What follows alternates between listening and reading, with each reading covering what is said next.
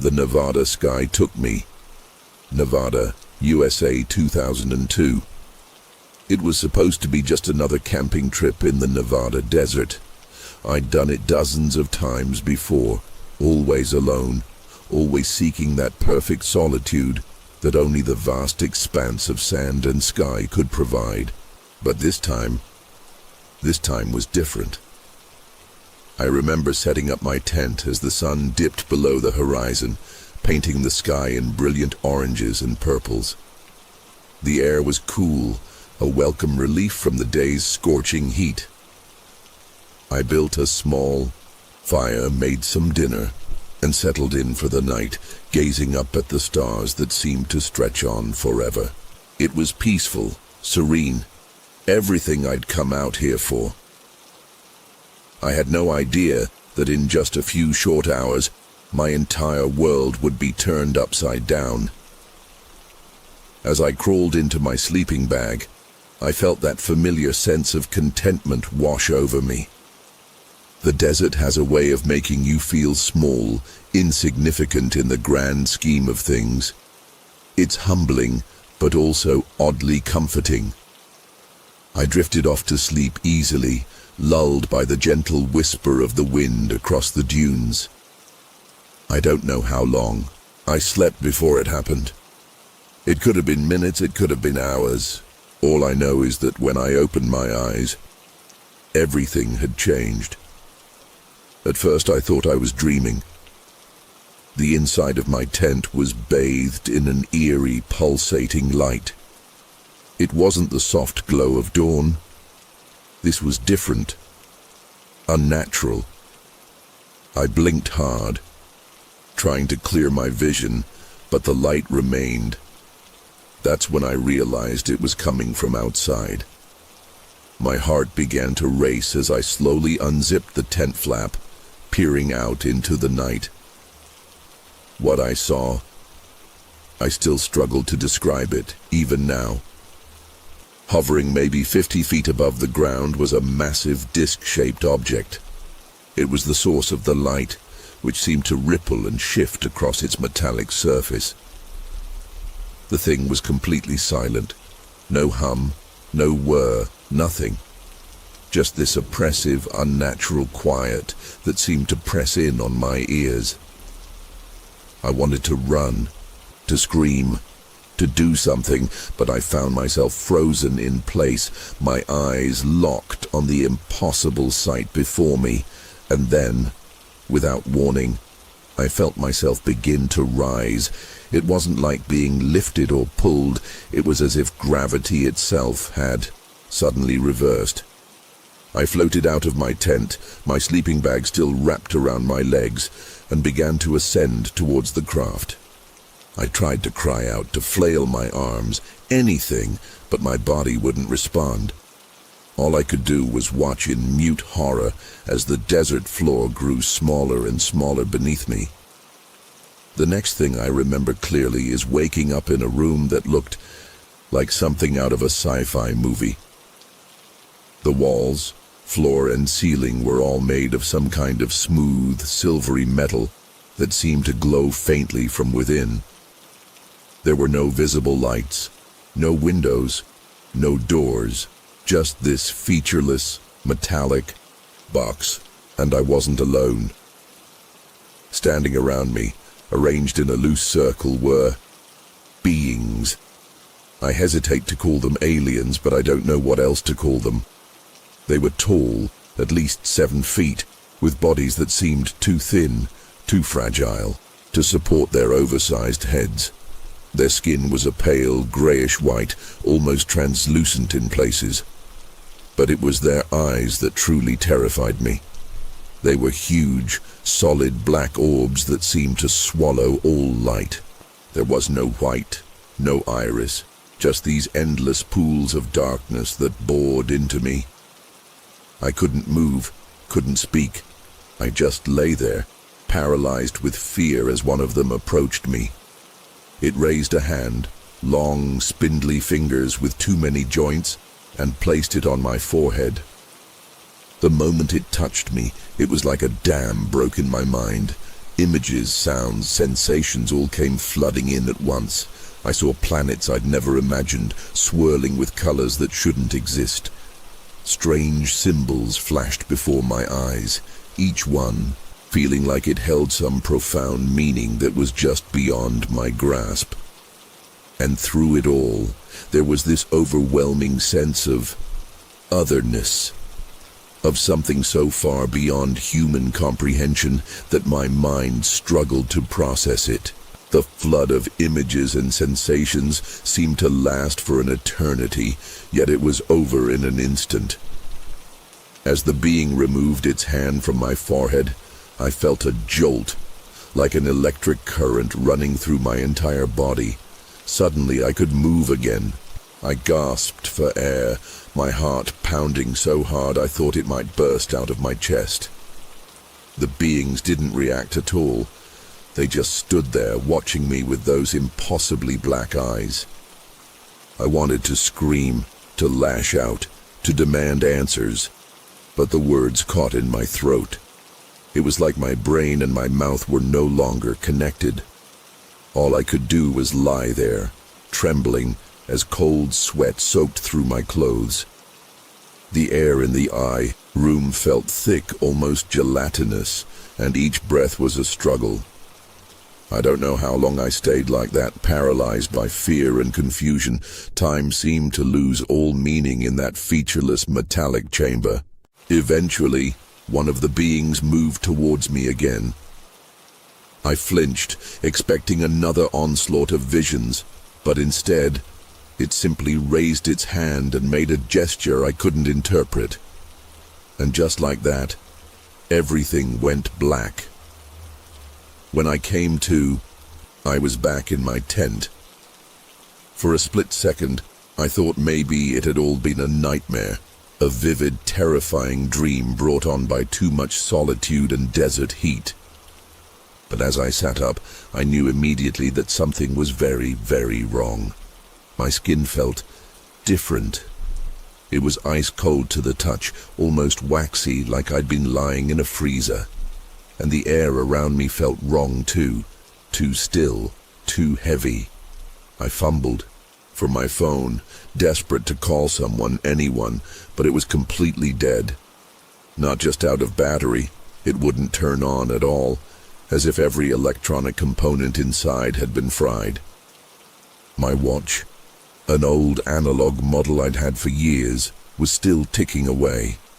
According to it, barely an hour had passed since I'd gone to sleep. But that couldn't be right. It felt like I'd been gone for hours, maybe even days. My body ached like I'd run a marathon, and my mind felt stretched somehow, like it had been pulled and twisted into shapes it was never meant to take. I unzipped the tent with shaking hands and stumbled out into the desert night. Everything looked the same stars, the same endless expanse of sand. But it all felt fundamentally altered. Like I was looking at a perfect replica of the world I knew, but with something crucial missing. As I stood there, trying to make sense of what had happened to me, I noticed something strange about the sand around my campsite. There was a perfect circle, about 20 feet in diameter, where the sand looked different.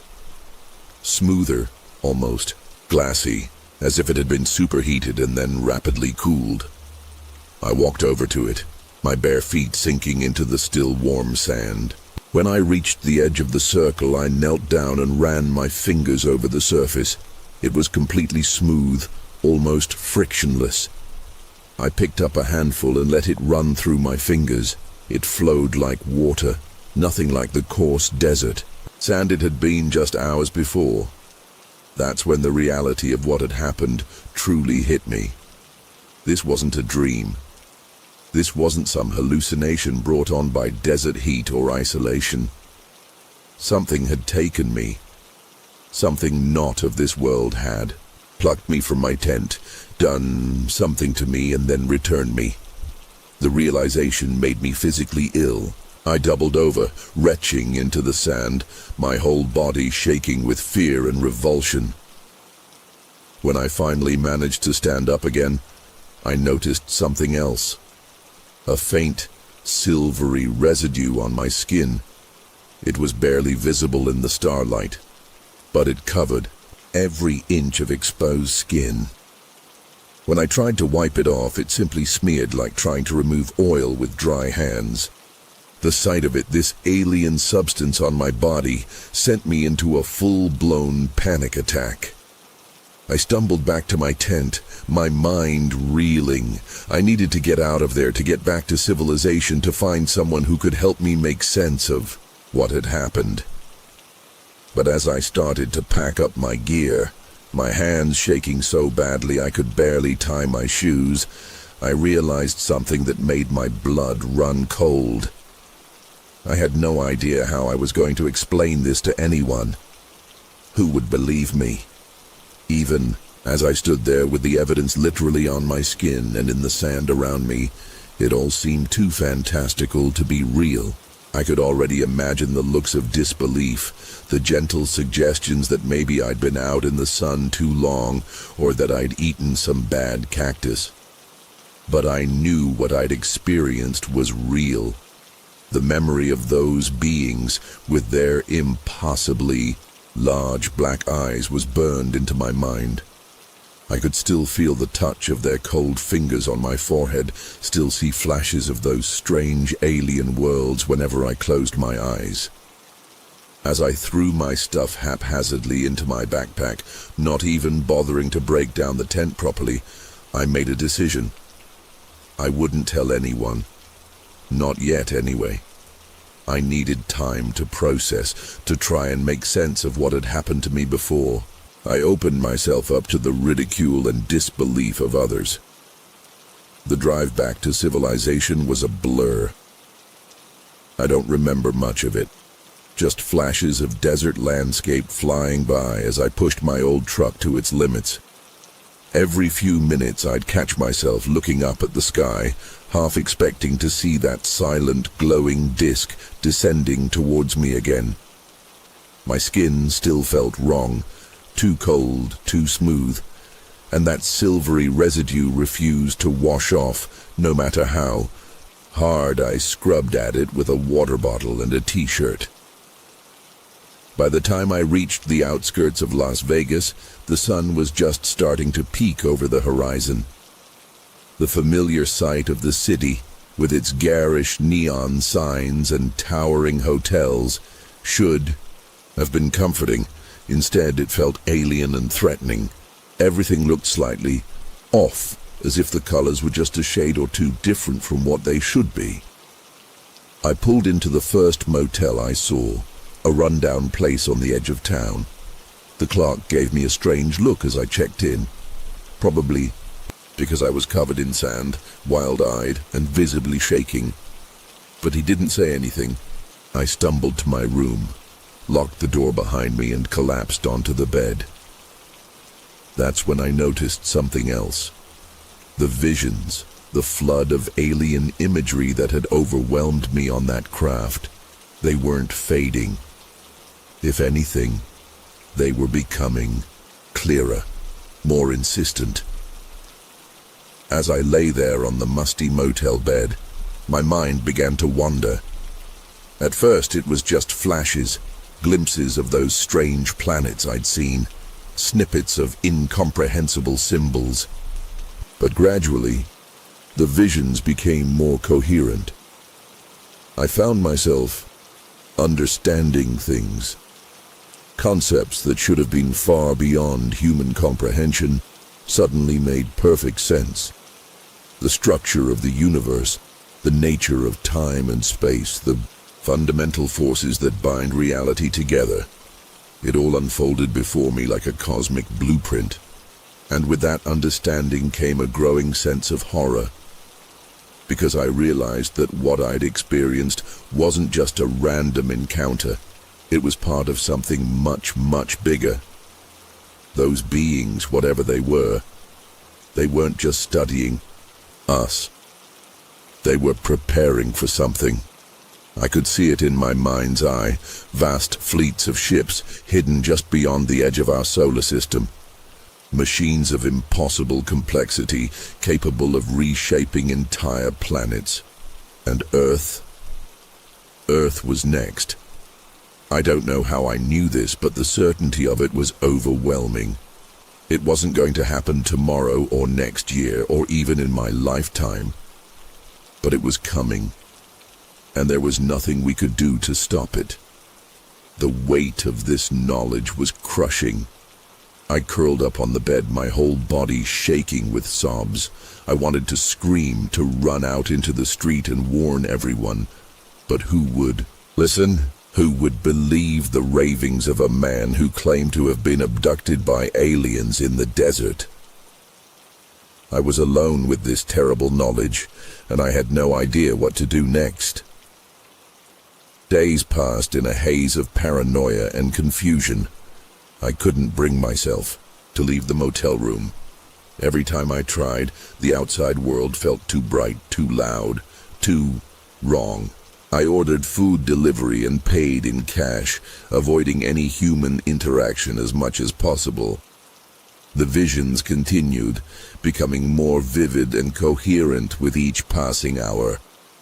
I started scribbling them down frantically, covering the motel room, walls with diagrams and equations that I somehow understood but couldn't explain. The symbols I'd seen on the craft now flowed from my pen with ease, each one laden with meaning that my conscious mind couldn't fully grasp. I barely slept, afraid of what I might see when I closed my eyes. When exhaustion finally overtook me, my dreams were filled with vast, incomprehensible structures floating in the void of space and the steady, inexorable approach of something beyond human understanding. I'd wake up drenched in sweat, the sheets tangled around my legs, my throat raw from screaming. The silvery residue on my skin hadn't faded. If anything, it seemed to be spreading, creeping up my arms and across my chest. Sometimes, in the right light, I swore I could see patterns in it, swirls and whirls that matched the symbols I'd been drawing. I spent hours staring at my reflection in the bathroom mirror, trying to make sense of what was happening to me. Was I going insane? Or was I finally seeing the truth of our reality? A truth that had been hidden from humanity for millennia. On the 5th day, something changed. I woke up from another nightmare-filled sleep to find my motel room bathed in that same eerie, pulsating light I'd seen in the desert.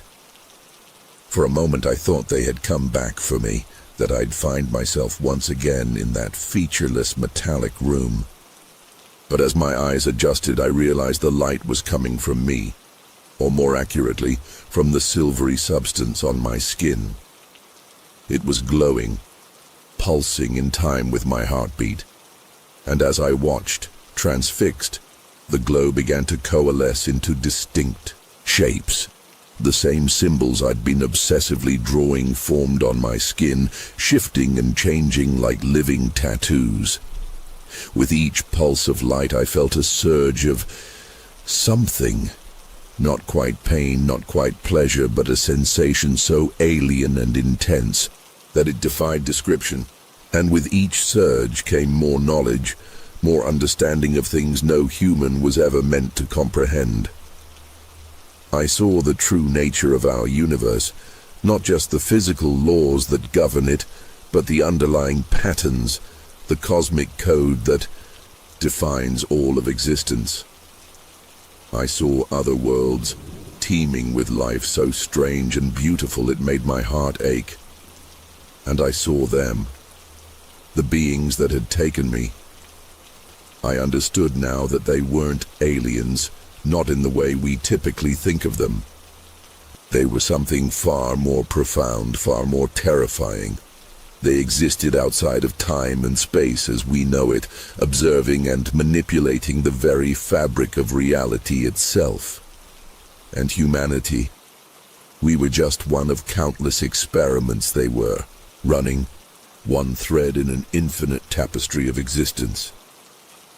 The revelation was too much for my mind to handle. I felt something inside me start to crack, like a dam giving way under immense pressure. The room around me began to warp and shift, the walls bending in impossible ways. I could see through them, beyond them, into realms of existence I had no words to describe.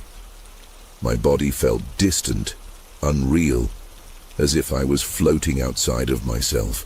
I tried to scream, but no sound came out. Instead, I heard music, a haunting, otherworldly melody that seemed to resonate with the very atoms of my being. It was beautiful and terrifying in equal measure, a cosmic symphony that contained within it all the secrets of the universe. As the music swelled, I felt myself being pulled apart, my consciousness expanding beyond the confines of my physical form. For a brief, eternal moment, I was everywhere and everywhen at once. I saw the birth of stars and the death of galaxies. I witnessed the rise and fall of civilizations on worlds beyond imagination. I understood, in that moment, the true insignificance of humanity in the grand scheme of things. And yet, paradoxically, I also saw our potential, the spark of something greater, something that those beings were nurturing and guiding towards some unfathomable end. The experience was overwhelming, ecstatic, and utterly terrifying. I wanted it to stop, and I never wanted it to end. And then, as suddenly as it had begun, it was over. I came back to myself slowly, like surfacing from deep underwater. The motel room gradually came into focus around me, looking impossibly mundane after what I'd just experienced. The glow from my skin had faded, but the silvery residue remained, now forming intricate, ever-shifting patterns that seemed to move of their own accord. My head throbbed with a pain unlike anything I'd ever felt before, as if my brain was physically struggling to contain the vast amount of information it had just received. I stumbled to the bathroom, barely making it to the toilet before violently emptying the contents of my stomach. As I knelt there, shaking and sweating, I caught a glimpse of myself in the mirror. I almost didn't recognize the person staring back at me. My eyes, they weren't quite human anymore. The irises had taken on a silvery sheen, and there was a depth to them that hadn't been there before, as if you could look into them and see the vastness of the cosmos. I splashed water on my face, trying to ground myself in physical sensation, but it felt wrong. Everything felt wrong. The texture of the towel against my skin, the sound of water running from the faucet, even the air I was breathing. It all seemed somehow alien now. I realized with a growing sense of dread that I couldn't go back.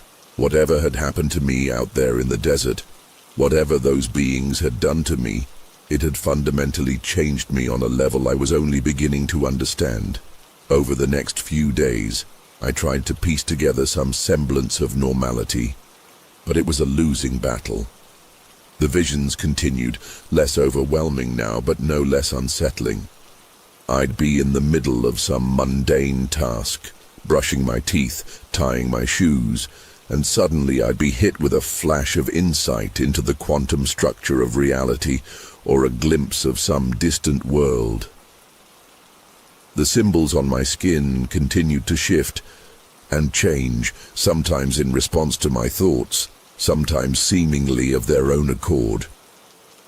I found I could manipulate them to some degree, forming complex equations and diagrams that described aspects of the universe I was only beginning to comprehend. But with each new revelation, each new piece of cosmic knowledge, I felt myself drifting further from humanity. I tried calling my family, my friends, but the conversations felt hollow, disconnected. How could I relate to their everyday concerns when I had seen the birth and death of entire universes?